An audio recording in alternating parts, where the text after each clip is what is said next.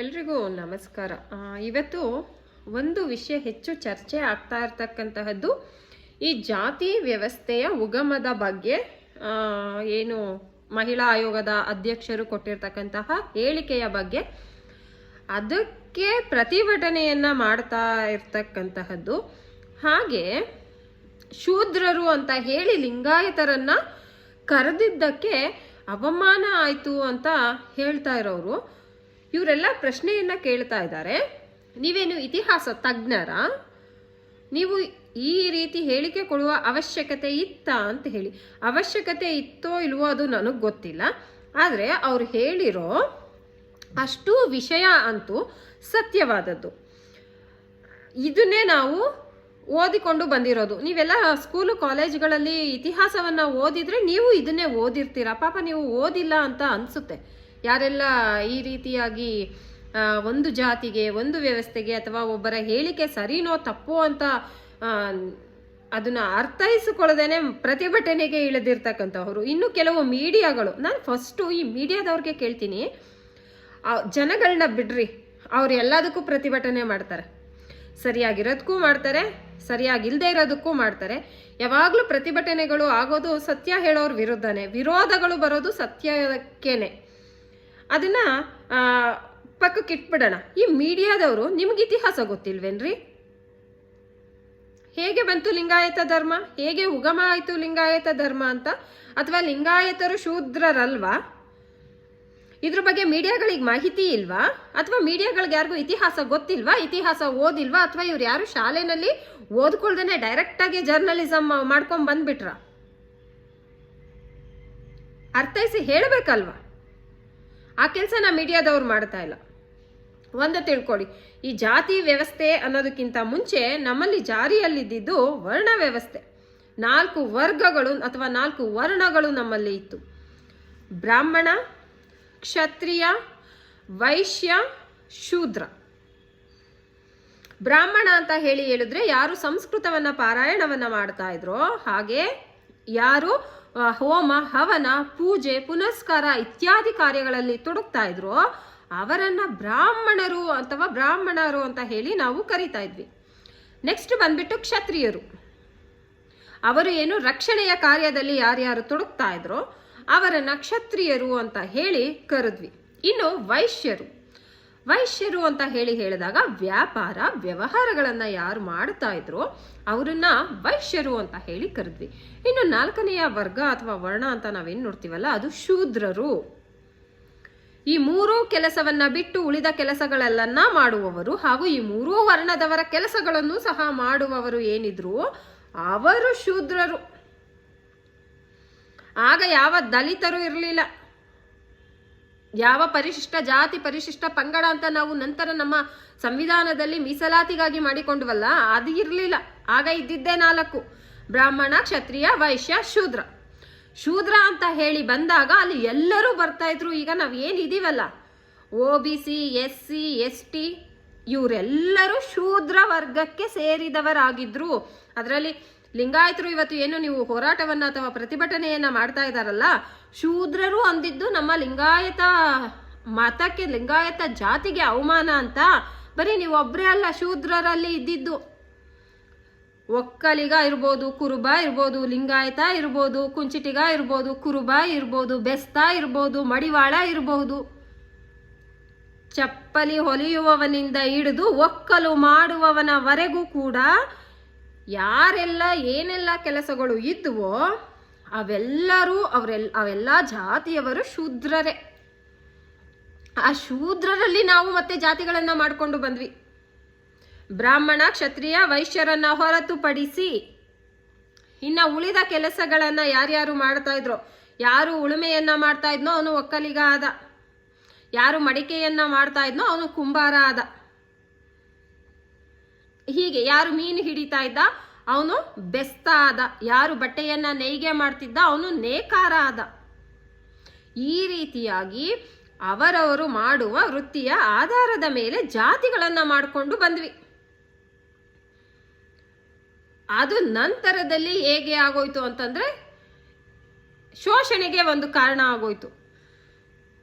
ಹೊಲೆಯ ಅಂತ ನಾವು ಏನು ಕರಿತೀವಿ ಅದು ಒಕ್ಕಲಿಗರು ಅಂತಂದ್ರೆ ಹೆಚ್ಚು ಜಮೀನು ಇದ್ದವನು ಅವನು ಕೆಲಸ ಮಾಡಲಿಕ್ಕೆ ಆಗದೆ, ಅವನು ಒಕ್ಕಣೆಯನ್ನ ಮಾಡಲಿಕ್ಕೆ ಆಗದೆ ಒಂದಷ್ಟು ಅವನು ಬೆಳೆದ ಬೆಳೆಯನ್ನ ಇತರರಿಗೆ ಕೊಟ್ಟು ಅವರನ್ನ ತನ್ನ ಹೊಲದಲ್ಲಿ ಕೆಲಸ ಮಾಡಲಿಕ್ಕೆ ಕರ್ಕೊಂತ ಇದ್ದ, ಅವನನ್ನ ಹೊಲೆಯ ಅಂತ ಹೇಳಿ ಕರೆದಿದ್ದು.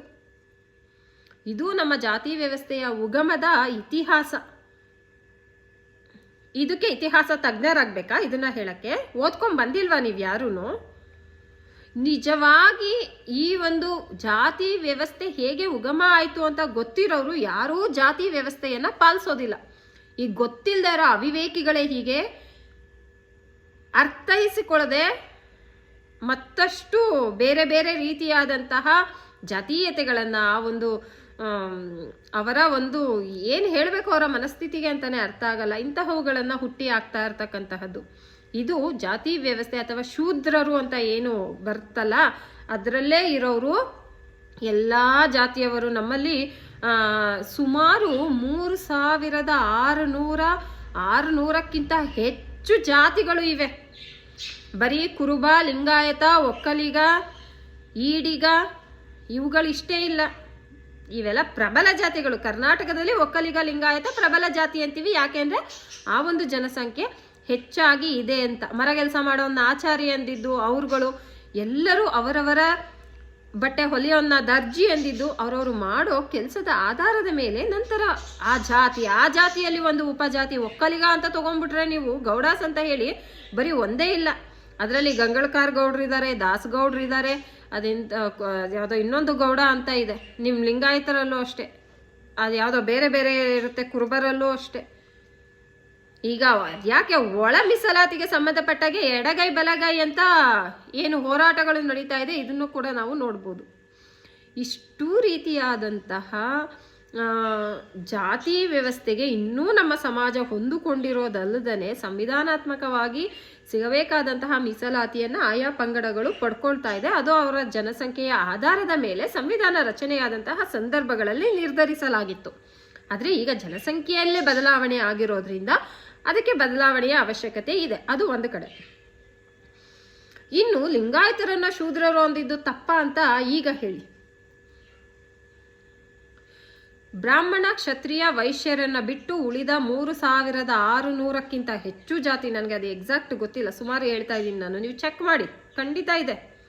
3600ಕ್ಕಿಂತ ಹೆಚ್ಚು ಜಾತಿಗಳು ಬರೋದು ಶೂದ್ರರಲ್ಲಿಯೇ. ಶೂದ್ರರೇ, ನಾನು, ನೀವು ಅಥವಾ ಇನ್ಯಾವುದೋ ಜಾತಿಯವನು, ಇನ್ನೊಬ್ಬ ಜಾತಿ, ಎಲ್ಲರೂ.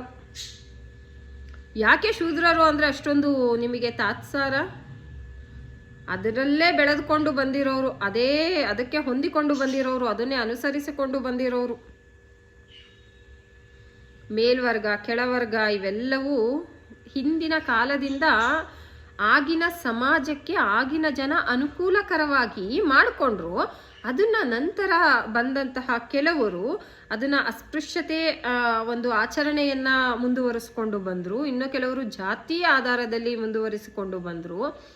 ಆದರೆ ಇವತ್ತಿನ ನಮ್ಮ ಆಧುನಿಕ ಸಮಾಜದಲ್ಲಿ, ವಿದ್ಯಾವಂತ ಪ್ರಜ್ಞಾವಂತ ಸಮಾಜದಲ್ಲಿ ಕೂಡ ನಾವು ಇತಿಹಾಸವನ್ನು ತಿಳಿದುಕೊಳ್ಳದೆ, ಅದರ ಉಗಮಗಳನ್ನು ತಿಳಿದುಕೊಳ್ಳದೇನೆ ಯಾರೋ ಏನೋ ಹೇಳಿದ್ದನ್ನ ನೀವು ಒಪ್ಕೊಳ್ಳಿ ಅಂತಲ್ಲ, ಅದು ಸತ್ಯ, ಬಿಟ್ಟುಬಿಡಿ.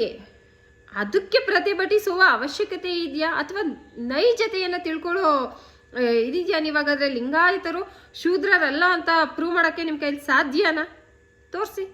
ಎಲ್ಲಿಂದ ಬಂತು ಹಂಗಾದ್ರೆ ನಿಮ್ಮ ಜಾತಿಯ ಉಗಮ? ತೋರಿಸಿ. ನಿಮಗೆ ಒಂದು ವೃತ್ತಿಯೂ ಇಲ್ಲ ಲಿಂಗಾಯತರಿಗೆ. ನಾನು ನಿಮಗೆ ಅಂತ ಹೇಳಬಾರ್ದು ಆ್ಯಕ್ಚುಲಿ. ಯಾಕೆ ಅಂತಂದರೆ ನಾವು ಜಾತೀಯತೆಯನ್ನು ಪ್ರೋತ್ಸಾಹಿಸೋದಿಲ್ಲ ಅಂತಂದಾಗ ಆ ರೀತಿ ಒಂದು ಜಾತಿಯ ಬಗ್ಗೆ ನಾವೇ ಮಾತಾಡಬಾರ್ದು. ಆದರೆ ಇವತ್ತು ಮಾತಾಡುವಂತಹ ಪರಿಸ್ಥಿತಿಯನ್ನು ಬಂದಿದೆ, ಅದಕ್ಕಾಗಿ ನಾನು ಮಾತಾಡ್ತಾ ಇದ್ದೀನಿ. ಲಿಂಗಾಯತರು, ಈಗ ನಾವು ವೃತ್ತಿ ಆಧಾರಿತವಾಗಿ ಜಾತಿ ವ್ಯವಸ್ಥೆ ಬಂದಿದ್ದಲ್ವಾ, ಹಾಗಾದರೆ ಲಿಂಗಾಯತರು ನೀವು ನಿಮ್ಮ ವೃತ್ತಿ ಏನು ಹೇಳಿ ನೋಡೋಣ. ಪ್ರತಿಭಟನೆ ಮಾಡೋದು ದೊಡ್ಡ ವಿಷಯ ಅಲ್ಲ. ಇವತ್ತು ಪ್ರತಿಭಟನೆಗೆ ನಾಚಿಕೆ ಆಗ್ಬಿಡ್ಬೇಕು, ಆ ಮಟ್ಟದ ಪ್ರತಿಭಟನೆಗಳು ನಮ್ಮಲ್ಲಿ ನಡೀತಾ ಇದೆ. ಇದು ಸತ್ಯ. ಸತ್ಯವನ್ನ ಫಸ್ಟ್ ಒಪ್ಕೊಳ್ಳೋದನ್ನ ನಾವೆಲ್ಲರೂ ಕಲ್ತ್ಕೋಬೇಕಾಗಿದೆ. ಇತಿಹಾಸ ತಜ್ಞೇನಾ ನೀನು ಅಂತ ಮತ್ತೆ ನನಗೂ ಕೇಳ್ತೀರಾ ಅಂತ ನನಗೆ ಗೊತ್ತು. ನಾನು ಇತಿಹಾಸ ತಜ್ಞೆ ಅಲ್ಲ, ಆದರೆ ಇತಿಹಾಸವನ್ನು ಓದ್ಕೊಂಡು ಬಂದಿದ್ದೀನಿ. ನಾನು ಓದಿದ್ದನ್ನೇ ಹೇಳಿದ್ದೀನಿ. ನಾನು ಹೇಳಿರೋದು ಪುಸ್ತಕದಲ್ಲಿ ಇದೆ ಅಂತ ನಾನು ಪ್ರೂವ್ ಮಾಡಬಲ್ಲೆ. ನೀವು ಹೇಳ್ತಾ ಇದ್ದೀರಲ್ಲ ಶೂದ್ರರಲ್ಲ ಅಥವಾ ಶೂದ್ರರು ಅಂದಿದ್ದು ಅವಮಾನ ಅಂತ. ಎಲ್ಲಿದೆ ಶೂದ್ರರು ಅಲ್ಲ ಲಿಂಗಾಯತರು ಅಂತ ತೋರಿಸಿ. ಬರೀ ಲಿಂಗಾಯತರಲ್ಲ, ನಾನು ಆಗ್ಲಿಂದ ಹೇಳ್ತಾ ಇರೋ ಹಾಗೆ ಬ್ರಾಹ್ಮಣ, ಕ್ಷತ್ರಿಯ, ವೈಶ್ಯ ಇವರು 3 ಜನರನ್ನ ಬಿಟ್ಟು ಇನ್ನು ಉಳಿದ 3600ಕ್ಕಿಂತ ಹೆಚ್ಚು ಜಾತಿಗಳು ಏನು ಇದೆಯಲ್ಲ ನಮ್ಮ ಕರ್ನಾಟಕದಲ್ಲಿ, ನಾನು ಬೇರೆ ಕಡೆ ಬಿಡಿ, ನಮ್ಮ ಭಾರತದಲ್ಲಿ ಆ ಜಾತಿಗಳ ಬಗ್ಗೆ ಮಾತಾಡ್ತಾ ಇದ್ದೀನಿ. ಆ ಎಲ್ಲ ಜಾತಿಗಳು ಶೂದ್ರರೇ, ಯಾರನ್ನೂ ಹೊರತುಪಡಿಸಿಲ್ಲ. ಇದನ್ನ ಸಮಾಜಶಾಸ್ತ್ರದಲ್ಲಿ GS ಗುರಿಯರ್ ಅವರು ಹೇಳಿದ್ದಾರೆ. ನಿಮಗೆ ಬೇಕಿದ್ರೆ ಹೋಗಿ ಓದ್ಕೊಂಡು ಬನ್ನಿ, ಆಮೇಲೆ ಅದಕ್ಕೆ ಉತ್ತರವನ್ನ ಕೊಡಿ. ಈ ಮೀಡಿಯಾದವರು ಆ ಪ್ರತಿಭಟನೆಗಳನ್ನ ಏನು ತೋರಿಸಿದ್ದು ಹಾಕಿದ್ದು. ಹಾಗಾದ್ರೆ ಈ ಮೀಡಿಯಾದವ್ರಿಗೂ ಈ ಕನಿಷ್ಠ ಜ್ಞಾನ ಇಲ್ವಾ ಅನ್ನೋದು ನನ್ನ ಪ್ರಶ್ನೆ. ಫಸ್ಟ್ ಮೀಡಿಯಾದವ್ರಿಗೆ ಈ ವಿಡಿಯೋ ಅರ್ಥ ಮಾಡ್ಕೊಳ್ಳಿ. ಶೂದ್ರರೇ ಎಲ್ಲರೂ, 3 ವರ್ಗಗಳನ್ನ, ಉಳಿದ ವರ್ಗ ಶೂದ್ರರು. ಆ ಶೂದ್ರರಲ್ಲಿ ಮಾಡಿಕೊಂಡಂತಹ ಹಲವಾರು ಜಾತಿಗಳು, ಅದು ಉದ್ಯೋಗ ಆಧಾರಿತವಾದಂತಹ ಜಾತಿಗಳು. ಹುಟ್ಟಿನಿಂದ ಅಲ್ಲ, ನಂತರದಲ್ಲಿ ನಾವು ಹುಟ್ಟಿನಿಂದ ಅದು ಇದು ಎಲ್ಲ ಮಾಡಿಕೊಂಡು ಬಂದಂತಹದ್ದು. ಇದು ನಮ್ಮ ಜಾತಿ ವ್ಯವಸ್ಥೆ. ಇನ್ನೂ ಕೂಡ ಆ ಜಾತಿಗೆ ಇಷ್ಟೆಲ್ಲ ನಾವು ಹೊಡೆದಾಡ್ತೀವಿ ಅಂದರೆ ಎಂತಹ ನಾಗರಿಕ ಸಮಾಜದಲ್ಲಿ ಇದ್ದೀವಿ ಅಂತ ನಮ್ಮನ್ನು ನಾವೇ ಪ್ರಶ್ನೆ ಕೇಳ್ಕೋಬೇಕು. ನೀವು ಒಂದ್ಸಲಿ ಈ ಪ್ರಶ್ನೆನ ಕೇಳ್ಕೊಳ್ಳಿ. Thank you so much.